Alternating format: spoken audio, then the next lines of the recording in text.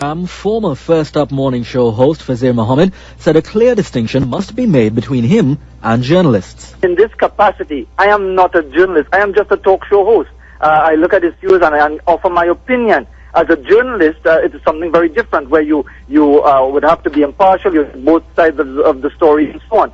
In fact, Mohammed explained that in spite of the allegation by the Foreign Affairs Minister that he has an issue with the Prime Minister, there is nothing that prevents him from responsibly commenting as a talk show host. If it is my belief that the Prime Minister has done something wrong, has made a comment that is undiplomatic, that is inappropriate, has done something that I don't think to be in the best interest of the country, I don't feel I'm in any way obliged to soften it up, because I didn't soften it up when the PNM were in office. As for the comments he made about the Prime Minister's statements of conditional aid for Tomas-ravaged Caribbean islands, Mohammed says he has no problem with the conditions, but it was the timing and diplomacy with which the statements were made that he took issue.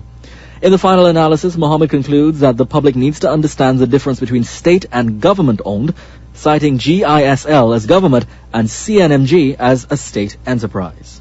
It is state-owned. It is owned by the people of Trinidad and Tobago.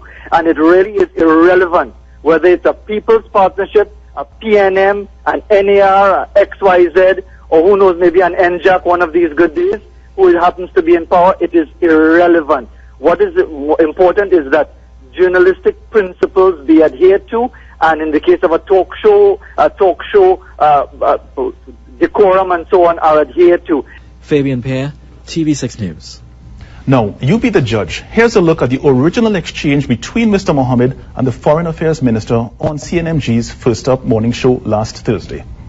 I want to ask you a question. Last time I was here, you seem to have some specific problem with Mrs. Bissessar's leadership. Is that so?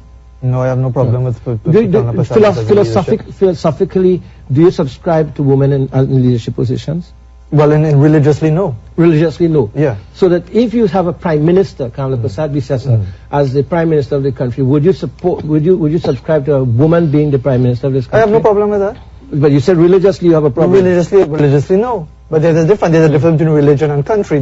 I don't think you're trying to paint me into a corner as far as my religious philosophy. But go back to the ATM. Yes, but Dr. Ramachandran, you are trying to evade the point. No, you're trying to draw in she never said anything. Wait, let me finish. You're trying to draw in my religious philosophy on women in leadership with the leadership of a country, which is very different. And I'm trying to deal with the fundamental issue of the comments in relation to the situation in those islands, and that's why I draw the comment of it being undiplomatic. I don't see I have no problem with your questioning, but I don't see the connection between, if it is that my religious philosophy says a woman should not be in religious leadership, that it automatically presumes that I am against a woman. Well, I'm glad you're making that separation for me. The government is labelled as dangerous by the opposition over the Fazeer Mohammed affair. PNM Senator Fitzgerald Hines made the accusations today in the Senate during his contribution to the acquisition of lands debate. You saw only a few hours ago, a few days ago, last Thursday, Mr. President, the Minister of Foreign Affairs became discombobulated as well in an interview, and that led to the firing of a proper and well-meaning and professional talk show, television talk show host in this country. And that is why I begin my presentation by saying today, and I know there are many people in the country who wouldn't understand, that this government is dangerous. Dangerous. Mr. Hines also used the opportunity to remind the government that it was one of their own who once used the terms to describe the Prime Minister, Kamla Persad-Bissessar.